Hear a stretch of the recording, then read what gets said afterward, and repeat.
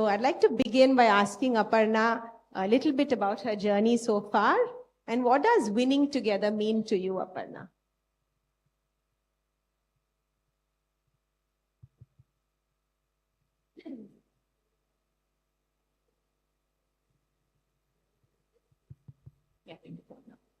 Yeah, first of all, it's almost good afternoon.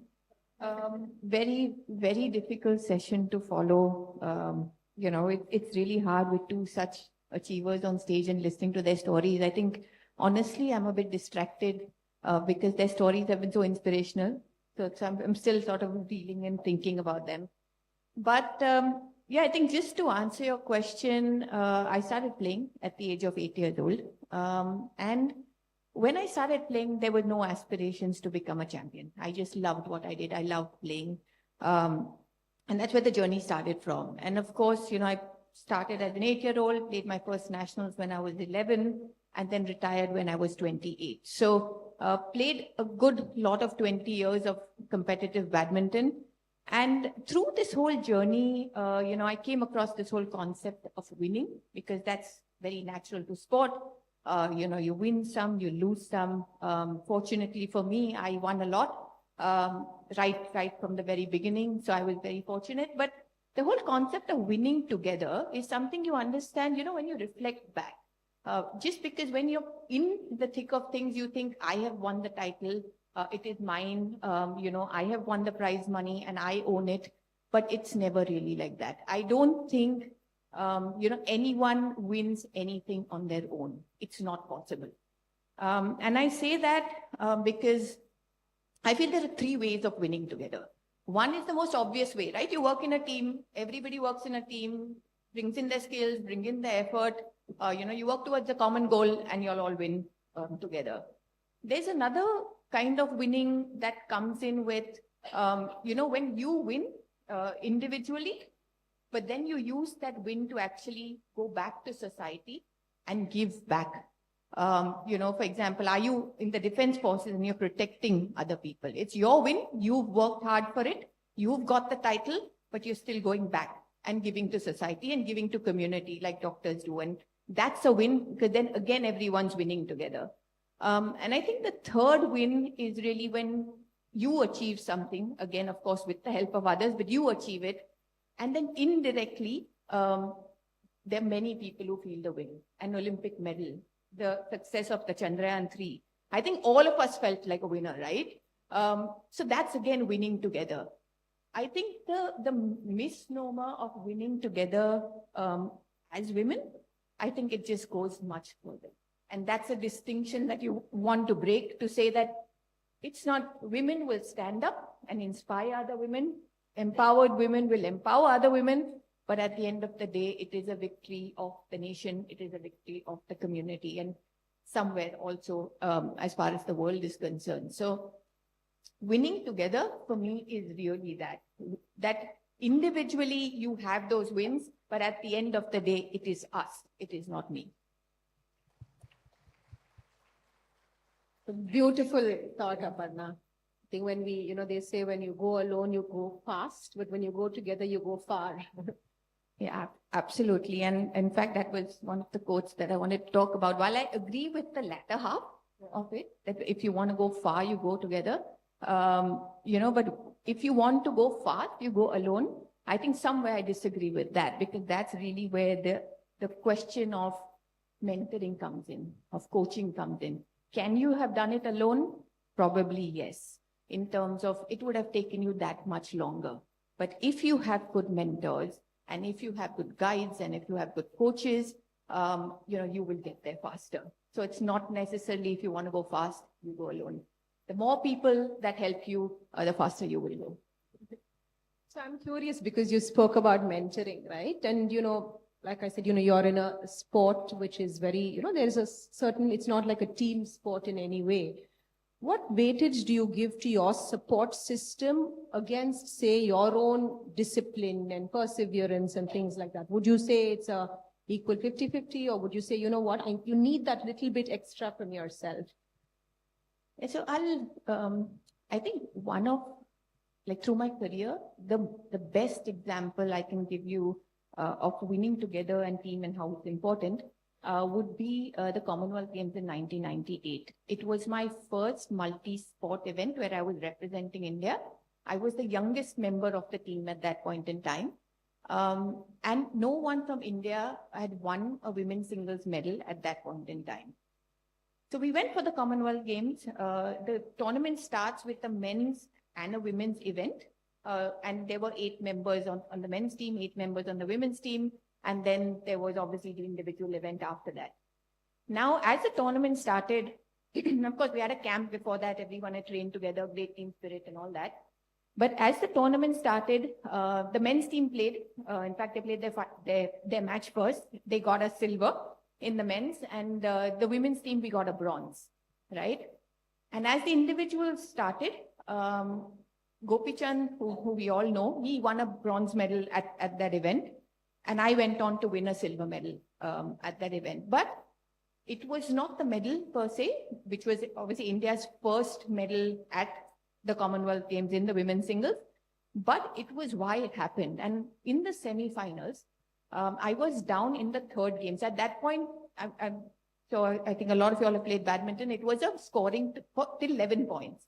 And I was down 1-10 in the 3rd game, which means I was 1 point away from being eliminated. And then what happens if you lose in the semis, then you have to have a playoff.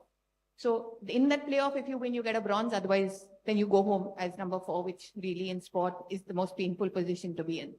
So at that point in time, literally my entire team was sitting, they were on the chairs first, but as the match got more interesting, they all were sitting on the court mat, if you know the green court mat, like right there, and they were screaming their heads off.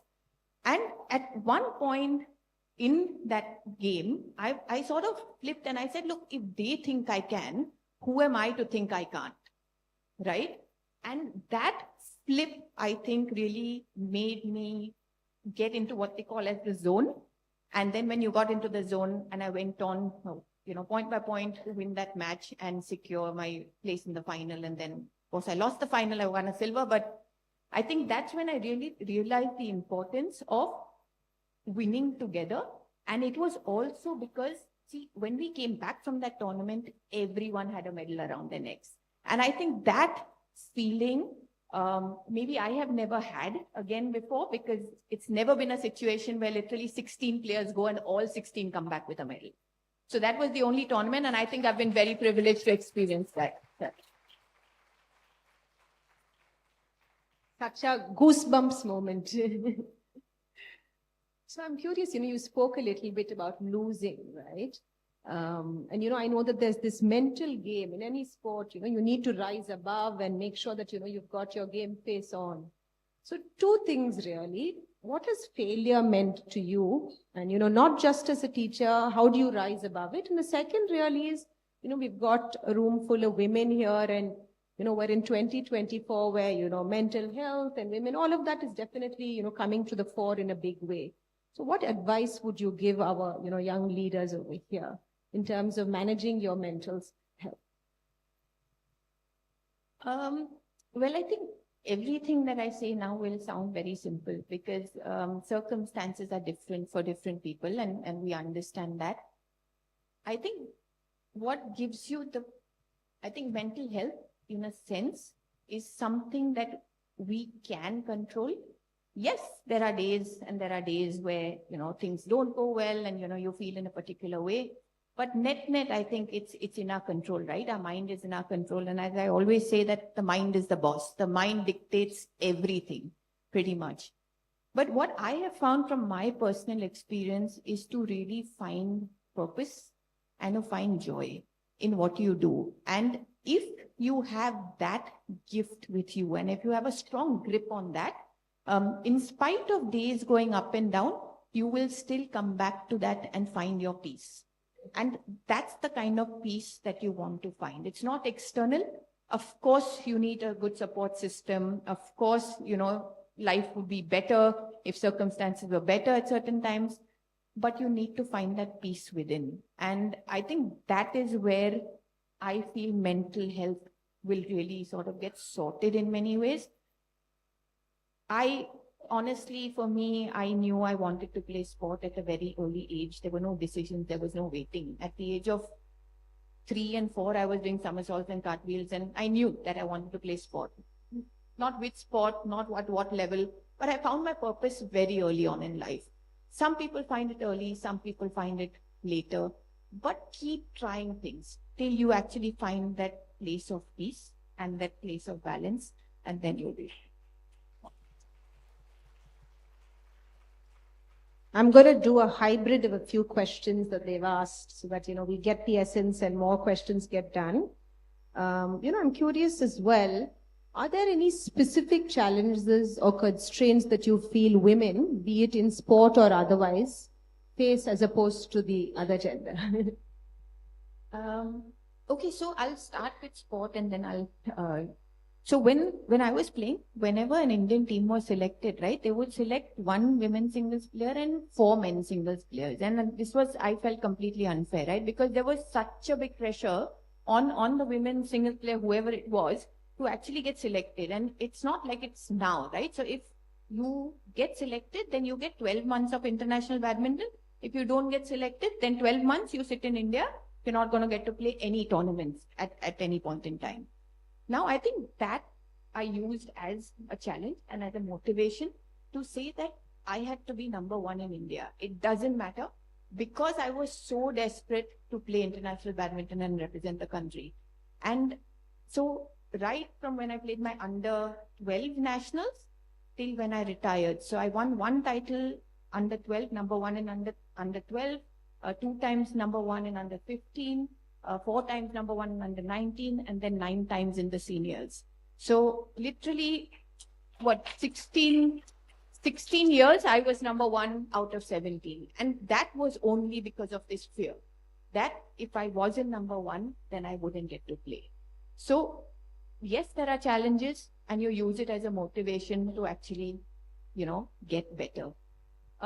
In general, I think there are few things that I'd like to highlight. One is the fact that sometimes society expects us to be a certain way. And for sports persons like us, they want women, they want us to be well-behaved, they want us to be non-aggressive, they want us to be polite and respectful. But then when we get on court, they're saying, you don't have killer instinct. Right? Oh, you got too much muscle. If you wear a sari, what will you look like? And no matter what you say, it gets to your head at some point in time, right? When you dress up and you go out, when you're at a social do, or like you mentioned, when you came home and lost 16 kilos, on your teeth were showing. I've been so fit at times, come home and my mom telling me the same thing. Ayo, what happened to you? You're looking so frail. I said, no, this is fit. This is not frail. She's saying, I don't agree with you. This is not how I want my daughter to look. So there's a way that society expects you to be. But for the current job that you're doing, you need to be a particular way with society. It doesn't matter. When you achieve, everything will fall into place, right?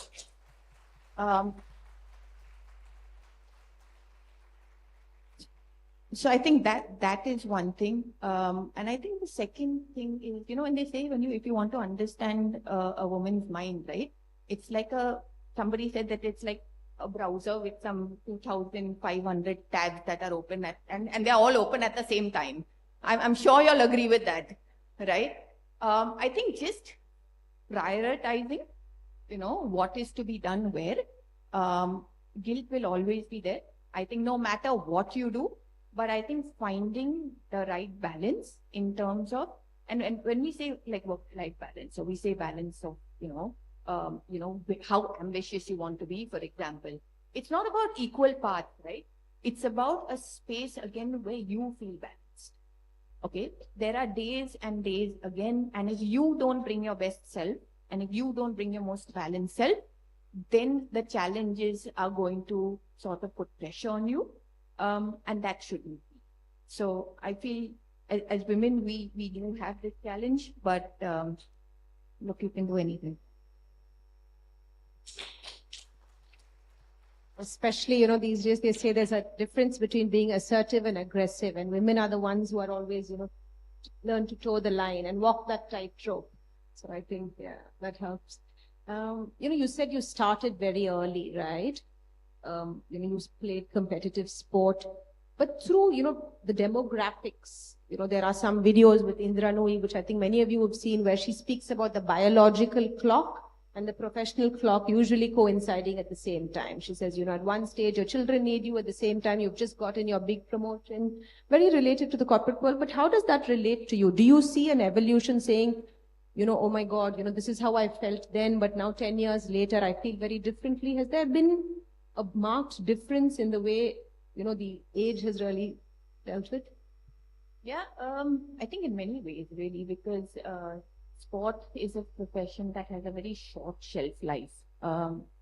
Naturally, as you age, the body changes, and the way you adapt your game also becomes very challenging, because where you were using more physicality, as you age, you start using more strategy and experience, but you have to keep the performance up. So that's a challenge, because it's a very, as you asked about, success and failure, sport is very public. Like if you win publicly. If you lose publicly. And, it's in front of everyone. You can't hide it.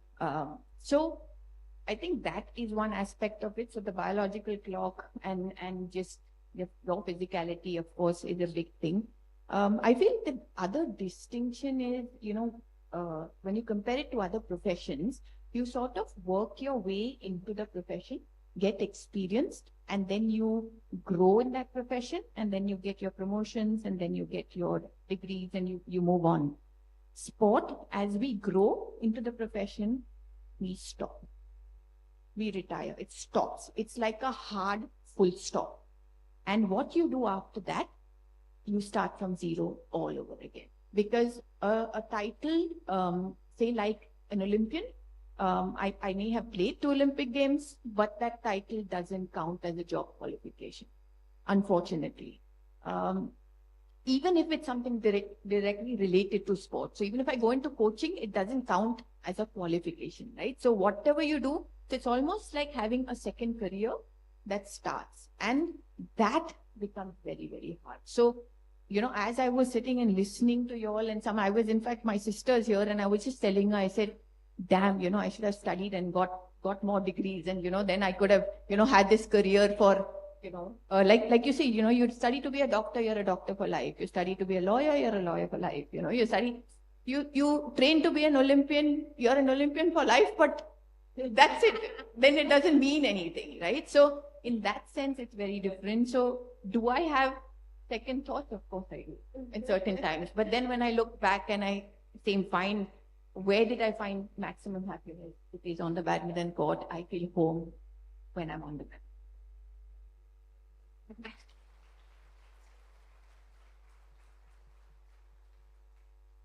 So, they say every achiever in any field tends to have certain non-negotiables. So you ask somebody in finance, they'll say, integrity is my non-negotiable.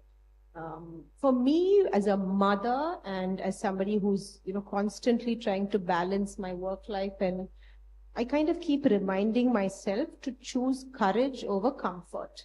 Because it's always, the easier option is to say, let me not make this business trip, or let me not have this uncomfortable. So I keep telling myself, courage over comfort. So I'm curious to know, what is your non-negotiable, and some mantra that you, perhaps your aha, which, want to leave that audience with. I think my non-negotiable, again, was I have a 10-year-old daughter as well. So whatever we've experienced, sort of try to pass on to our kids. And for me, I think the 3 things: so you do the right thing, which is you strive for excellence, try to be the best that you can be. The second thing is do it with the right people. Find the right people around you. And the third would be to do it the right way. Integrity, ethics, absolutely no compromise on that. So these 3 things, I think all are equally important. And that is what my non-negotiable was when I was, training and playing, and even now that I follow and I try to pass on to my daughter. And I think just to leave you with what I feel, to say that, if you meet, if you come across challenges, look them in the eye right? And then give them a little wink. When, try to expand and grow when the world is asking you to shrink.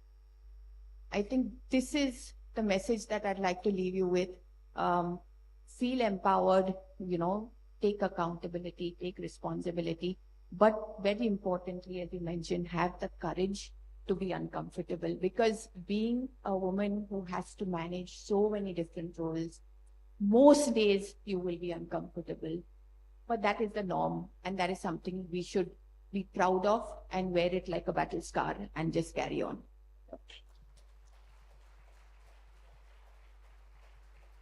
Thank you so much, Aparna. That was so wonderfully inspiring. Thank you so much. Thank you so much, Sharanya, for moderating the session so well within the limited time. May now invite President MMA, Mr. Mahalingam, and Mr. Shankar, Senior Vice President of MMA, to come and honor the dignitaries on the dais, please. So, delegates, I'm sure you're not going to see a two-time Olympian very often, an Arjuna Award winner. She deserves all the round of applause. Very good.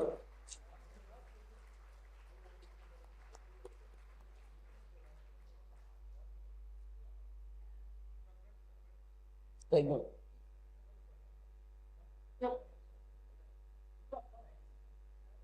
Mridula ma'am, please join.